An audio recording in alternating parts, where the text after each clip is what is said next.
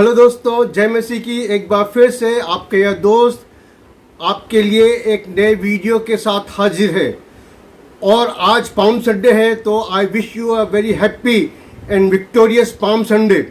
और आज का हमारा विषय यही है, जब प्रभु यीशु मसीह पहली बार यरूशलेम में प्रवेश किया एक राजा के रूप में, तो वो एक गधी के बच्चे पर सवार होकर प्रवेश किया था उसने पाम संडे के दिन, और उसे ठुकरा दिया गया था।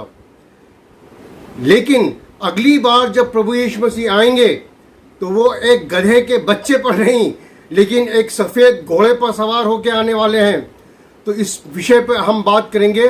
लेकिन इसके पहले कि हम आज के विषय पर आए, मैं आपको हमेशा की तरह याद दिलाना चाहूँगा कि आप कृपया इस चैनल को सब्सक्राइब करना और बेल आइकन दबाना ना भूलें, ताकि आपको ऐसे सारे नोटिफिकेशन मिल सकें। और वीडियो को लाइक करें और नीचे कमेंट करें और अपने दोस्तों और परिवार के साथ शेयर करें। तो दोस्तों, आइए हम आज के विषय पर आ जाते हैं।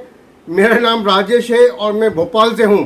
और दोस्तों, आज पाम संडे का दिन है और सुसमाचार ये बताता है कि पाम संडे के दिन अपनी 3.5 साल की सेवकाई के बाद प्रभु यीशु मसीह ने यरूशलेम में प्रवेश किया और वो एक गधी के बच्चे पर सवार थे।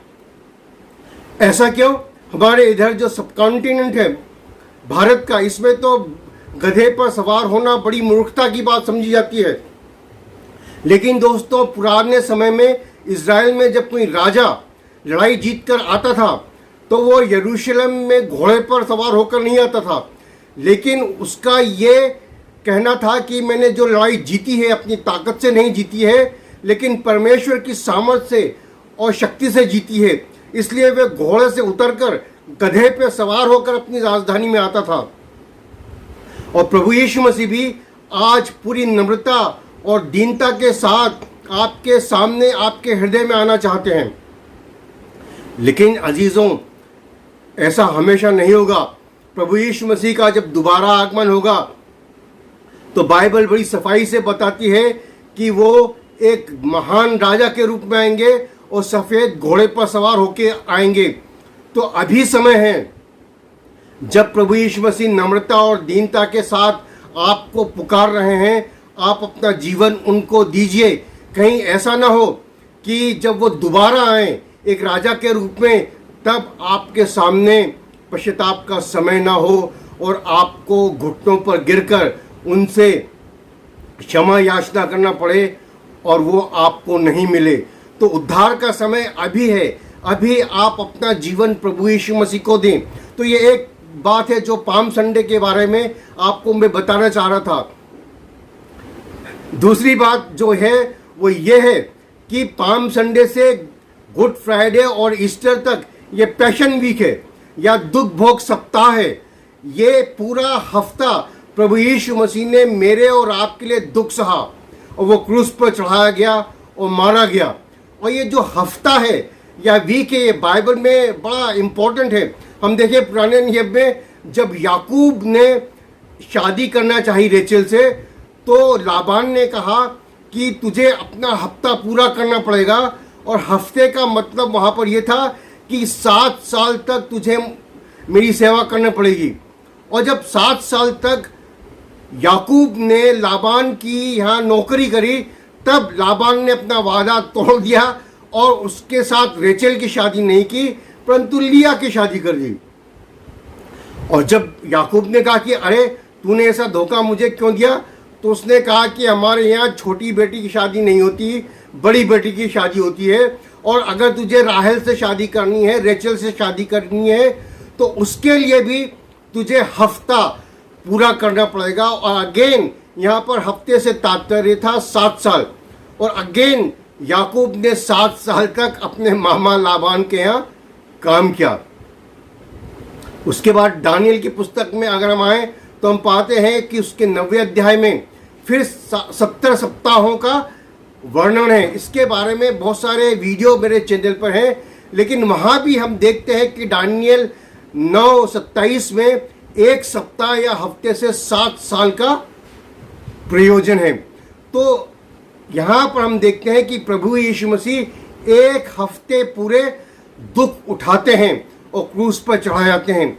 इसका मतलब यह है कि जो लोग प्रभु यीशु मसीह को अपना जीवन देते हैं, अपना हृदय देते हैं, उसको अपना प्रभु और उद्धारकर्ता स्वीकार करते हैं, उनके लिए प्रभु यीशु मसीह दुख उठा चुका, उनके लिए अपना बलिदान दे चुका। अब आने वाला 7 साल का जो ट्रिब्यूलेशन या ग्रेट ट्रिब्यूलेशन का टाइम है, या जो क्लेश और महाक्लेश का समय है, वो उन लोगों के लिए नहीं है जिनका उद्धारकर्ता प्रभु यीशु मसीह है। मेरे दोस्त, यदि आप सोचते हैं कि आपको क्लेश और महाक्लेश के समय में जाना पड़ेगा 7 साल का, तो क्या इसका मतलब यह है कि आपने अभी तक अपना जीवन प्रभु यीशु मसीह को नहीं दिया है? यदि आपने अपना जीवन प्रभु यीशु मसीह को दे दिया है, तो प्रभु यीशु मसीह ने आपके लिए दुख भोग सप्ताह भोग लिया है, उसने दुख उठा लिया है और आपको इस समय से स्वतंत्र कर दिया है। यदि आप अपना जीवन प्रभु यीशु मसीह को देते हैं, तो आप उठा लिए जाएंगे कलीसिया के साथ, आप रैप्चर में शामिल हो जाएंगे और आप 7 साल तक इस पृथ्वी पर नहीं रहेंगे एंटी क्राइस्ट का मुकाबला करने के लिए और अपना सिर कटवाकर उद्धार प्राप्त करने के लिए। यीशु मसीह ने आपको बचा लिया है। आज ही प्रभु यीशु मसीह पर और उसके जो क्रूस पर उसका बलिदान है, उस पर विश्वास करें और उसके दुख भोगने पर विश्वास करें, अपना जीवन उसे दें और आने वाले क्लेश और महाक्लेश से आप छूट जाएं।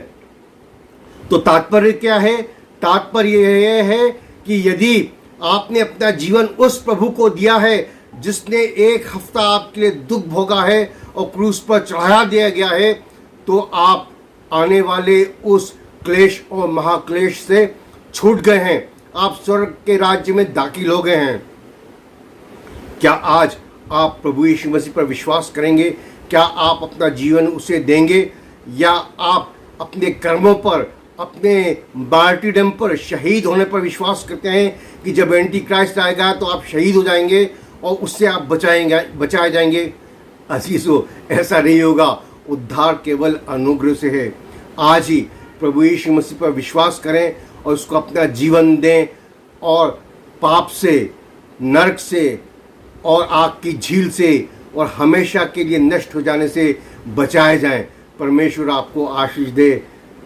आमीन।